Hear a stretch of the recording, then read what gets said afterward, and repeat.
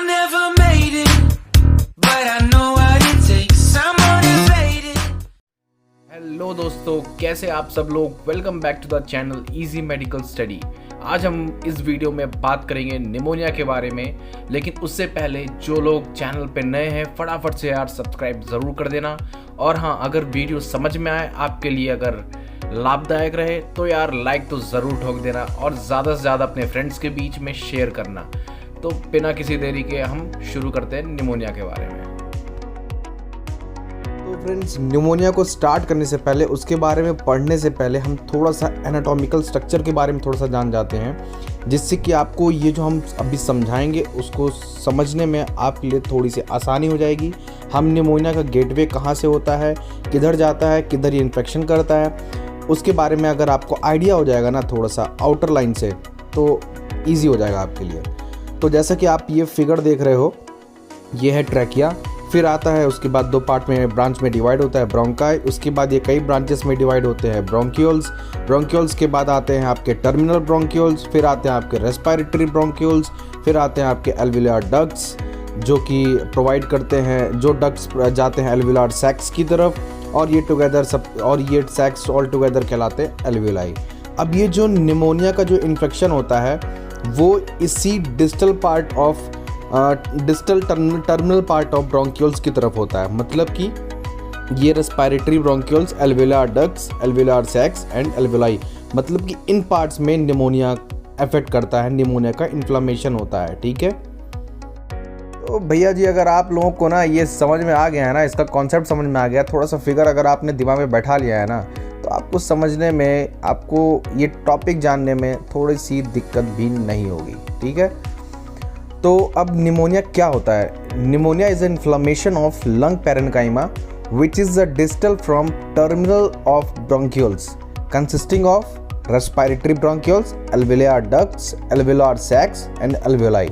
ठीक है, अब हम जानते हैं इसके पैथोजेनेसिस के बारे में, कि जो माइक्रो ऑर्गेनिज्म होते हैं ये किन जगह से एंट्री लेते हैं हमारे लंग्स पे, इनके रूट्स क्या हैं। तो एक पहला रूट आपका हो गया इनहेलेशन ऑफ माइक्रोब्स। ठीक है, जब हम सांस लेते हैं तो उस वक्त इनहेलेशन ऑफ माइक्रोब्स। ठीक है, फिर दूसरा हो गया एस्पिरेशन ऑफ फॉरेन सब्सटेंस और ऑर्गेनिजम्स। किधर से? फ्रॉम नेजोफेरिंग्स और फ्रॉम ओरोफेरिंग्स। जैसे कि क्या होता है कि नेजोफेरिंग्स समझ रहे हैं, नेजोफेरिंग्स कहाँ पे होता है? जो नोज़ के पीछे वाला जो पार्ट होता है, पोस्टीरियर वाला जो पार्ट होता है। ठीक है, और ओरोफेरिंग्स जो टंग के पीछे, टंग के पोस्टीरियर वाला पार्ट होता है, उसको हम बोलते हैं ओरोफेरिंग्स। तो एस्पिरेशन का मतलब क्या हो गया?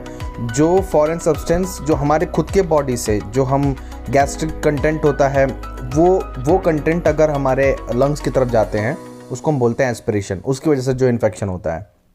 फिर एक हो गया हिमेटोजेनस स्प्रेड, फिर एक हो गया डायरेक्ट स्प्रेड। हिमेटोजेनस स्प्रेड मतलब कि जो बॉडी के अंदर से, बॉडी के ब्लड के थ्रू से होते हुए इन्फेक्शन करा रहा है, किधर? हमारे लंग्स में। फिर एक हो गया डायरेक्ट स्प्रेड, जो लंग्स में ही आसपास कोई इन्फेक्शन हो रखा है लंग्स में ही, तो उससे इन्फेक्शन हो गया। ठीक है, ये होता है डायरेक्ट स्प्रेड। तो अब हम आपको बता दिए इसके पैथोजेनेसिस के बारे में। ये है टोटल इसके 4 गेटवे एंट्री, जहाँ से लंग्स में इन्फेक्शन ये कराते हैं, ये माइक्रो ऑर्गेनिजम्स। ठीक है, अच्छा, अब हम जब आपको पैथोजेनेसिस के बारे में बता दिए हैं, तो हमारे पास इन सारे इन्फेक्शन से, इन सारे माइक्रो ऑर्गेनिज्म से, बैक्टीरिया से, वायरस से हमें बचने के लिए हमारे पास अपना खुद का बॉडी का डिफेंस मैकेनिज्म भी तो है, जिससे कि हमें इन चीज़ों से बचाता है। तो हम बात करते हैं अब ये कौन कौन से डिफेंस मैकेनिज्म हैं। ठीक है, तो एक हो गया आपका नेसोफेरेंजियल एक्शन। ठीक है, नेसोफेरेंजियल एक्शन में क्या होता है? जैसे कि वहाँ म्यूकस प्रेजेंट होता है आपके नोज़ की तरफ, नोज़ के पीछे क्या करता है, जो डस्ट पार्टिकल्स होते हैं, माइक्रो ऑर्गेनिजम्स होते हैं, वो चिपक जाते हैं।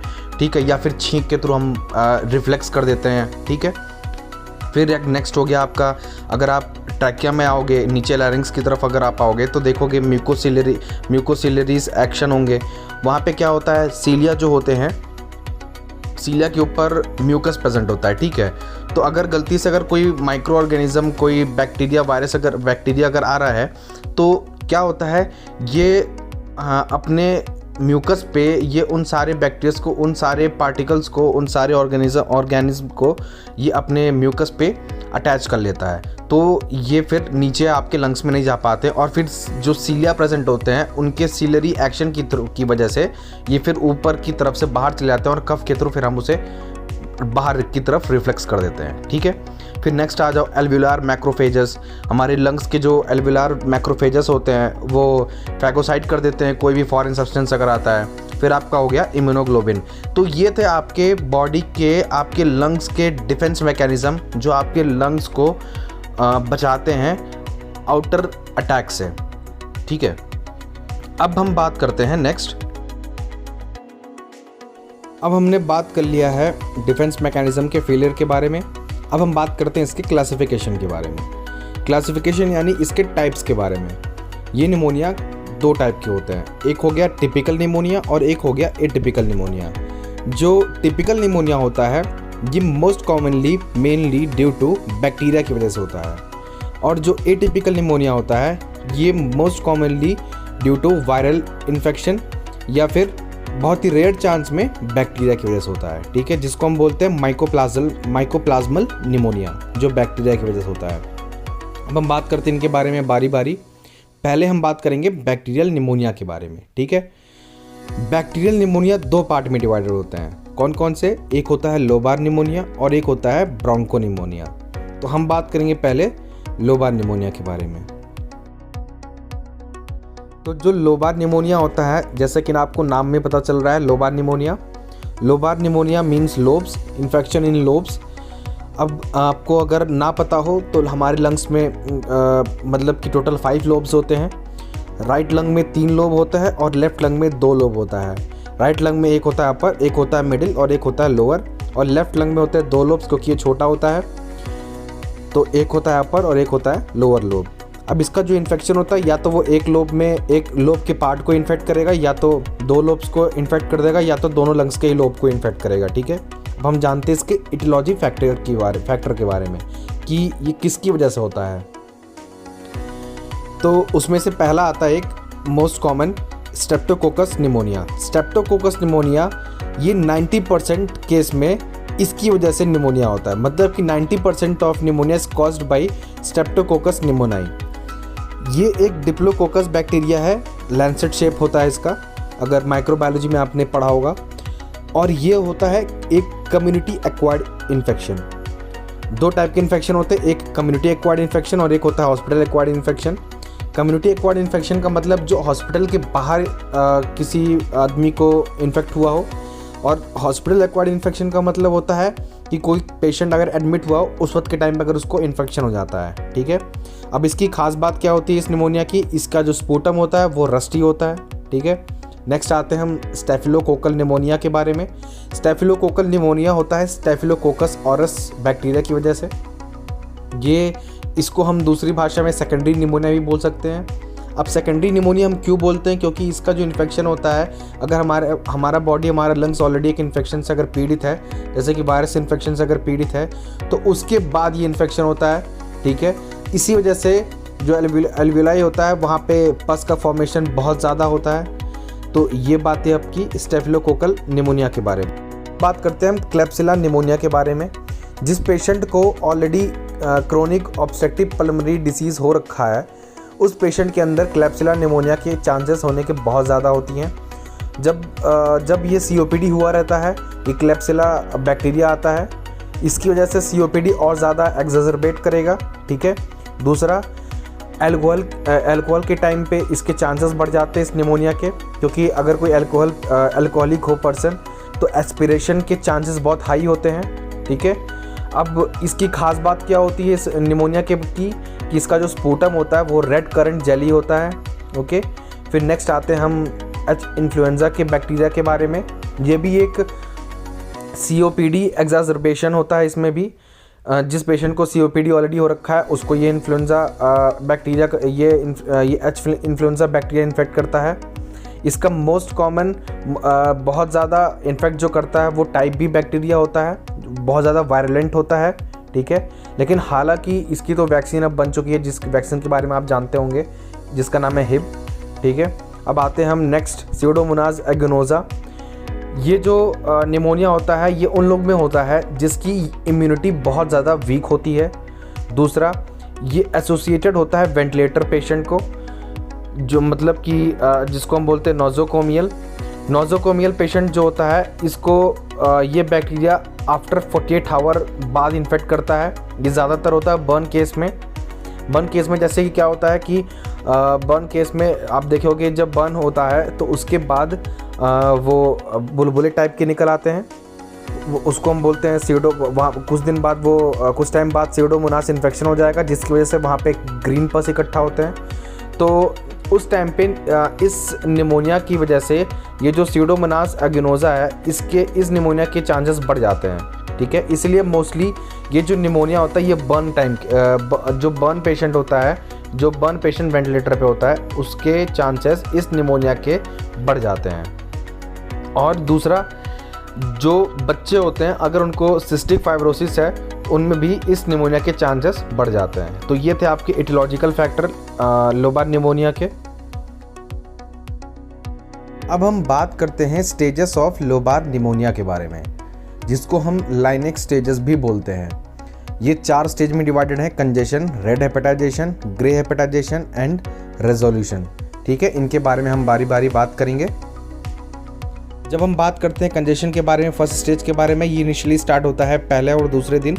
ठीक है, तो इन्फेक्शन जब बढ़ेगा तो ब्लड कैपिलरीज का डायलेशन और कंजेशन स्टार्ट हो जाएगा एल्वेलार वॉल की तरफ, जिसकी वजह से आरबीसीज और डब्ल्यूबीसीज की मात्रा बढ़ जाएगी एल्वेलार स्पेस में। ठीक है, और जब फ्लूइड एंटर कर जाएगा एल्वेलार स्पेस में तो ढेर सारे आपको काफ़ी मात्रा में बैक्टीरियाज दिखाई देंगे जब आप ग्राम स्टेनिंग करोगे। ठीक है, अब हम आते हैं नेक्स्ट स्टेज पे, red hepatization. Red hepatization 3rd to 4 days में होता है। इसमें जो एक्सुडेट का अमाउंट है, मतलब जो फ्लूइड का अमाउंट है, वो बहुत ज़्यादा बढ़ जाता है, पूरा भर जाता है एयर स्पेस में। अब यहाँ पे आपको आरबीसीज का जो अमाउंट था वो यहाँ पे और ज़्यादा आपको दिखने लगेगी, डब्ल्यूबीसीज तो थे ही। तो जब आरबीसीज आपको दिखने लगेगी बहुत ज़्यादा अमाउंट में, बहुत ज़्यादा मात्रा में, तो रेड कलर का शो करेगा वो एरिया।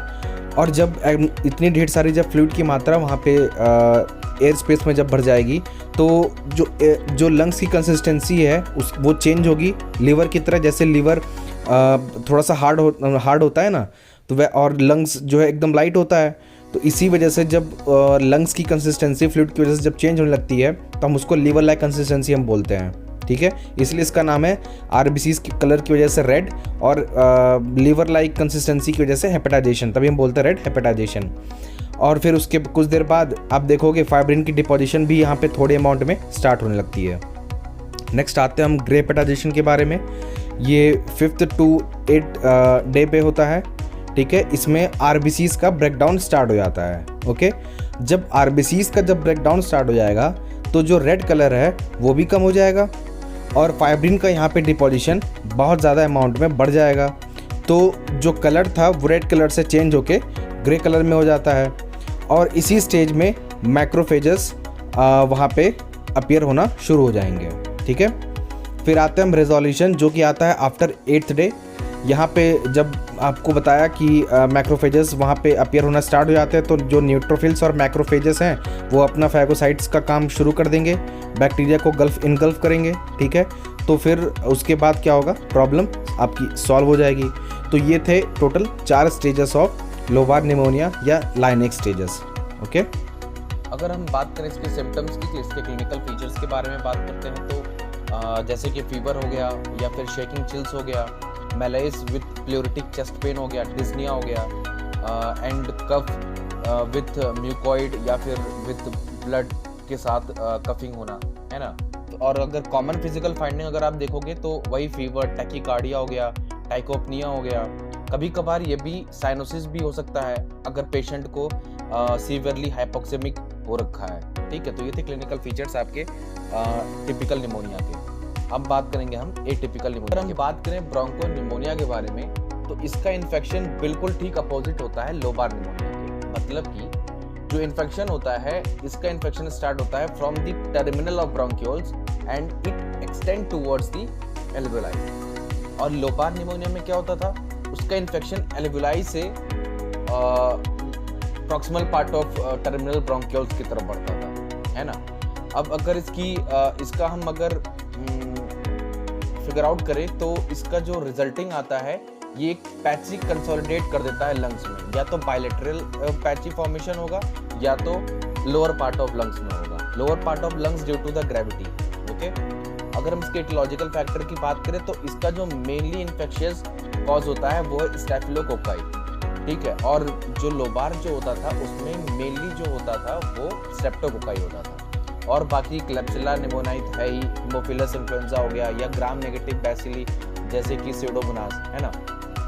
तो ये थे आपका ब्रोंको निमोनिया। इसके बारे में ब्रोंको निमोनिया और लोबार निमोनिया में कंफ्यूज मत होना। ब्रोंको निमोनिया का infection from terminal bronchioles towards the distal part of alveoli, और lobar pneumonia from alveoli towards the proximal part of terminal bronchioles, ठीक है।